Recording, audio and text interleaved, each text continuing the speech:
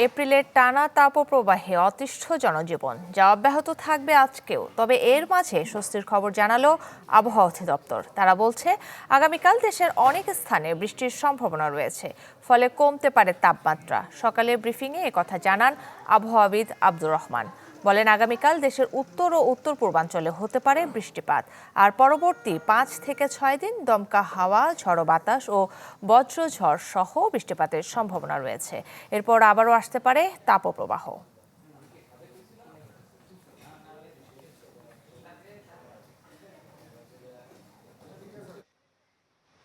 বৃষ্টিপাত আগামীকাল থেকে যে একেবারে সারা দেশব্যাপী হবে তা না, তবে উত্তর পূর্বে এবং উত্তরের যে অংশগুলো আছে, বিশেষ করে ময়মনসিংহ বিভাগ, সিলেট বিভাগ এবং ঢাকা বিভাগ এবং কুমিল্লা অঞ্চল সহ এইসব অঞ্চলগুলোতে বিচ্ছিন্নভাবে প্রথম শুরু হবে।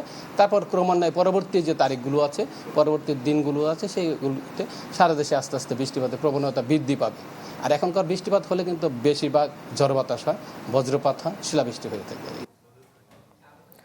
দর্শক, চলমান তাপপ্রবাহের খবর জানাতে রাজধানীর আগারগাঁও থেকে যুক্ত হচ্ছেন আমাদের সহকর্মী জুমাতুল বিদা।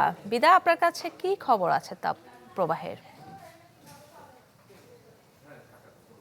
কাকলি, ৭৬ বছরের ইতিহাসে সর্বোচ্চ টানা 1 মাসের তাপপ্রবাহ চলছে দেশে, এবং সাধারণের যেই জীবন জীবিকা ঘিরে ভোগান্তি সেটি কিন্তু প্রতিদিনই আসলে চোখে পড়ছে, এবং আমরা সংবাদের মাধ্যমে সেটি তুলে ধরার চেষ্টা করছি। আজকে আবহাওয়া অফিসের যেই সর্বশেষ তথ্যটুকু তারা জানিয়েছেন, সেই তাপপ্রবাহ এবং গরমের যে তীব্রতা সেটি আজকে পর্যন্ত অব্যাহত থাকার কথা তারা জানিয়েছেন। একই সাথে আগামীকাল থেকে 4 থেকে 5 দিন কিংবা 5 থেকে 6 দিন পর্যন্ত একটি বৃষ্টিপাতের সম্ভাবনার কথা তারা জানিয়েছেন, এবং বিক্ষিপ্তভাবে দেশের বিভিন্ন জেলায়, বিশেষ করে উত্তর এবং উত্তর পূর্বাঞ্চলে এই বৃষ্টিপাত হলে তাপমাত্রা কিছুটা হলেও প্রশমিত হবে বলে তারা জানিয়েছেন।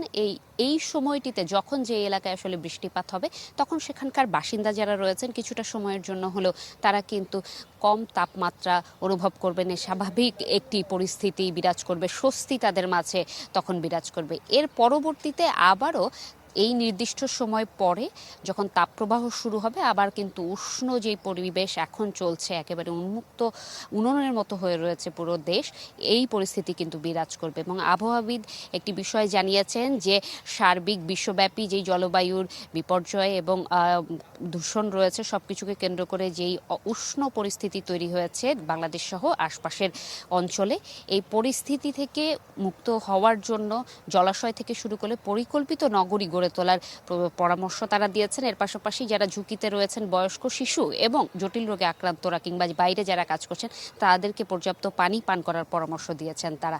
কাকলি, এই ছিল আমার কাছে এখান থেকে সর্বশেষ। ধন্যবাদ। দর্শক, রাজধানীর আগারগাঁও থেকে চলমান তাপপ্রবাহের খবর জানাচ্ছিলেন সহকর্মী জুমাতুল বিদা।